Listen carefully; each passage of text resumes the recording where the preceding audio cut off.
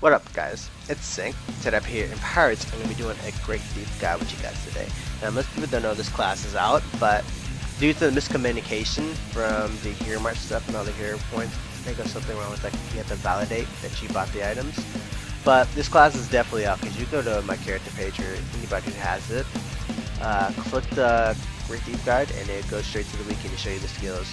So that pretty much said, I think they did a design notes release on it, and you can see the class in game in the merch shop. So the class is definitely out, and I'm going to be doing a guide for you guys today. Now this class is made by Pisces, or Fish, like I like to call him. But he made this class due to the hero manufacturer of precisely for that shop, as a new kind of mechanic in game, where you can have the in-game hero march shop, which is absolutely pretty cool. As you buy stuff on the outside, you get the perks, still extra perks inside the game depending on how much stuff that you bought. So without further ado, let's get into the guide. So this class is luck based with a rogue based mana regeneration mana. As you see, its source is mainly on luck, dexterity, and strength.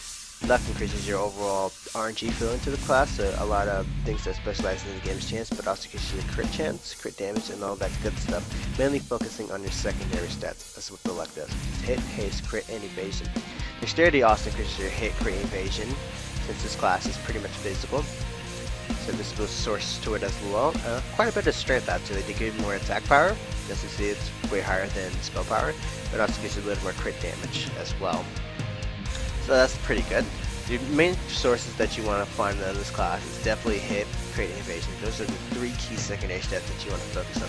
Pretty much for any luck-based class, you want to hit, crit, and evasion as much as possible. Road-based mana regeneration mana means you gain mana from hitting in combat, especially in crits, and dodging in combat, and it also restores HP as well. So let's proceed on to the class armor. Here it is. I believe Mimit made it. The class was designed to be like a treasure hunter who explores through the vast edges of lore, collecting treasure and using the powers of the treasures to aid you in battle as you go on your expeditions, I would say. So it's overall a pretty cool concept for the hero mart, as you pretty much buy stuff that's pretty random. Like the hero mart stuff is pretty random. Technically they feel like treasures to you as you buy them. You get this treasure in real life, and you get this exclusive treasure in game. So with all the hero mart points that you build up, you can get this class, which is pretty cool, pretty strong class. So let's proceed on to the skills. Your first skill is your quick stabs auto. This is similar to the rogue based auto, same damage percentage and same attack speed, but each time you auto, you have a chance to apply hidden blade, which I'll get to with the last skill. That's where it sources the last skill. But as your hidden blade, you deal additional damage when your foe least suspects it. So it's a hidden passive. It has a chance to apply every time you auto, but it will function with one of your skills properly when I get into it, and I'll let you guys know when I do.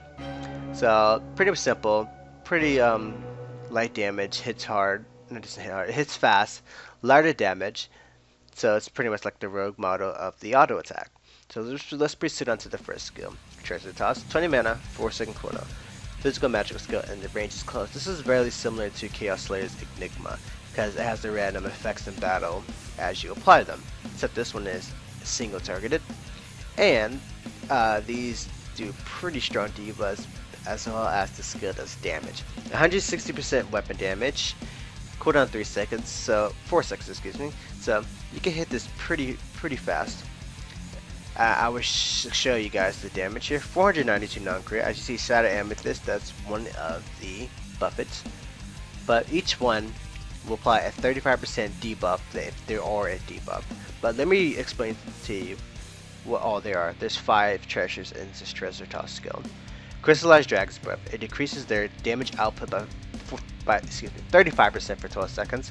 Kinko's Crown decreases their haste by 35% for 12 seconds. Aya Gaiazor increases their incoming damage by 35% for 12 seconds, and Shadow Amethyst applies a powerful dot by 700% for 12 seconds, and Luminescence Pros decreases their hit chance by 35% for 12 seconds. Now for the Shadow Amethyst dot, it's not 700% dot per tick. Most people are like, well, that's too strong. But the way it is, dots tick 2 times per second. So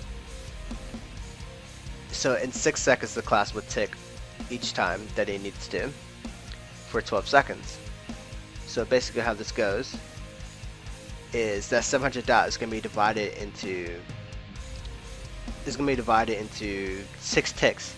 So 700 divided by 6, and that number will apply that dot per tick. That's how it works in the game. That's how that dot works in the game, unless you see, boom, and boom. As you see, it will add up to 700% damage, but that's damage over time, so it's different. It's not going to be on hit damage, it's damage over time. But I try to explain it to you, like it's divided equally as it ticks throughout the duration of the skill.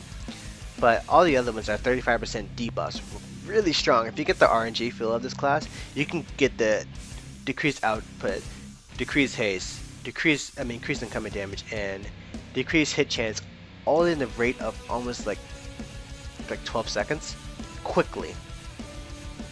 So it's gonna be very strong. If you can get like 3 of these skills out in the terms of like 9 seconds before like the first duration phase, so you have these really strong debuffs on them at once.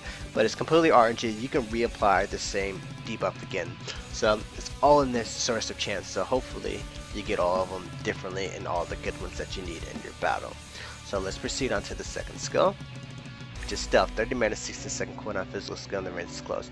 Basically, this is the status move that increases your dodge and hit chance by 35% for 10 seconds.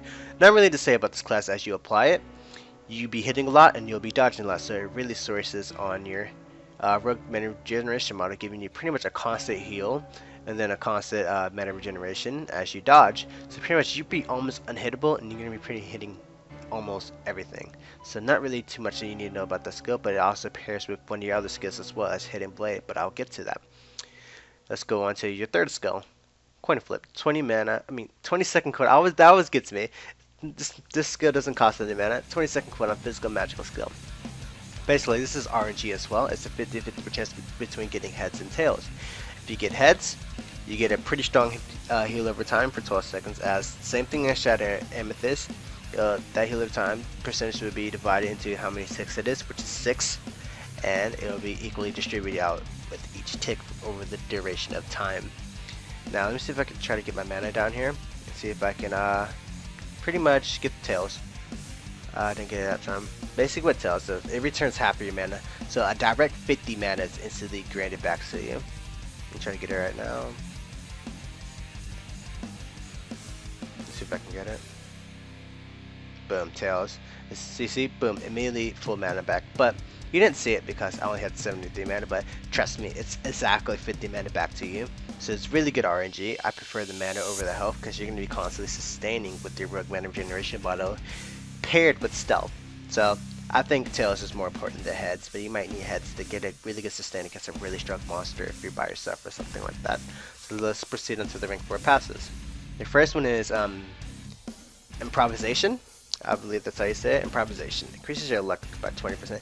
This class strongly excels in the game. A chance strongly excels by the luck stat. So having a lot of luck on this class is going to be the best thing for you. Increases your overall secondary stats, increases your overall crit chance and stuff like that. All the good stuff that the luck provides. Note, the luck is going to still be nerfed in the server rewrite, but classes that extremely sell in the game of chance but still rely on the luck stat. Remember that, guys. So this class will still use luck enchantments. Second one is Quit Wit. Increases dodge chance by 20%.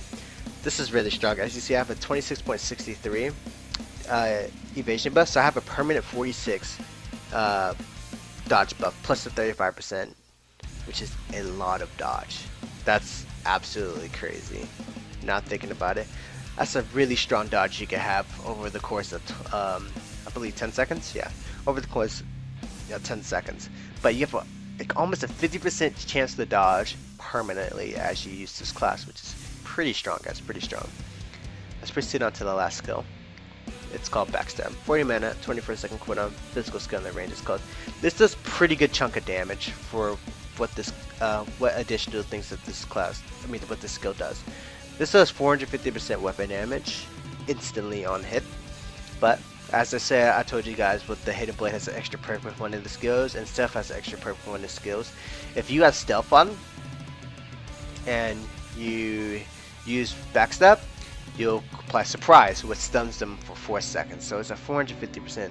It's pretty much a 450% on hit damaging skill. If you have stuff up, it stuns them for 4 seconds, which is extremely strong. But also, if you have Hidden Blade up, let me see if I can pull him over here. Okay, so if you have Hidden Blade up, see if I can get it here. I'm not getting Hidden Blade. RNG, be with me. See, there's Hidden Blade. And apply it. It applies Bleeding Out, which is a 287 dot over the course of 8 seconds, so it's going to tick 4 times. So 287 dot is really strong. That paired out with Shadow Amethyst, which is your 700% dot over 12 seconds, it's going to be a lot of damage every time ticking down on an enemy. For maximum damage output, you want Hidden Blade up, and you want Eye Geyser, as I got right there, and then you apply the Backstab. Let me see if I can do it. See, Eye Geyser is up. Let's see if I can get Hidden Blade. It's not going to let me get, is it? No, these guys are too weak, but I'll show you guys when I solo the boss. If you look carefully, you'll see that the dot's going to be probably in the 500s or even higher. So, because it increases their damage taken by 35% plus the dot buff, and then plus the Shadow Amethyst dot, which is going to be very strong, extremely strong damage over time, extremely strong on hit too, as your road base manager muscle is going to be constantly just smacking them with that 1.5 second cooldown, and then 160% weapon damage from the Transcend. It's going to be have like a pretty strong damage output for how dodgy, crazy.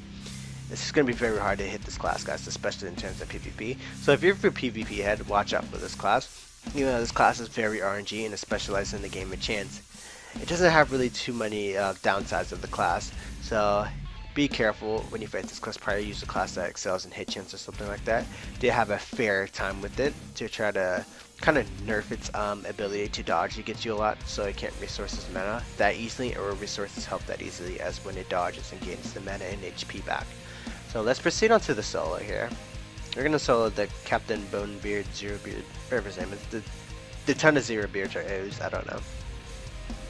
So we're going to put an unstable weapon just to show you the wide amount range, damage range of this class that can do. So we're going to go with the lower tier blade of the nation, one of my favorite blades.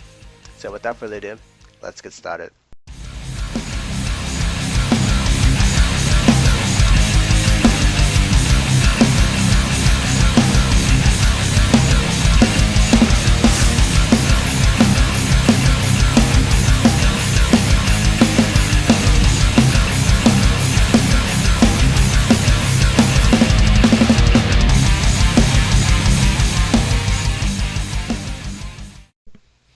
Well guys, that was surprisingly easy, I'm not even going to lie to you.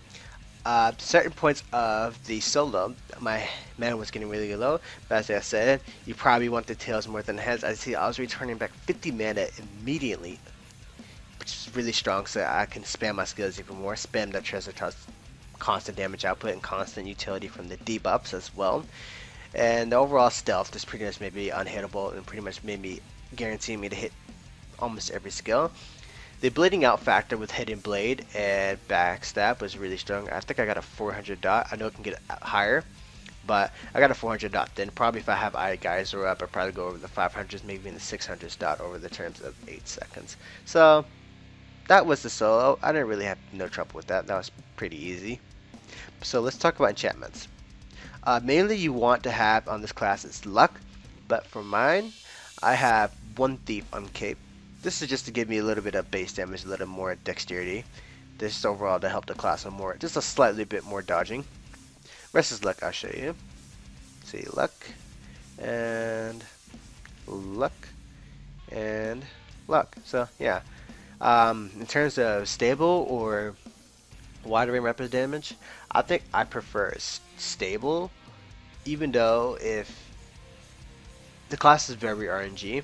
So I want a constant, something that I know that I would deliver constant in DPS. So I'll probably have the stable weapon range to just to constantly do guaranteed damage that I know I'll hit, instead of maybe getting a low hit, then get a high hit every now and then.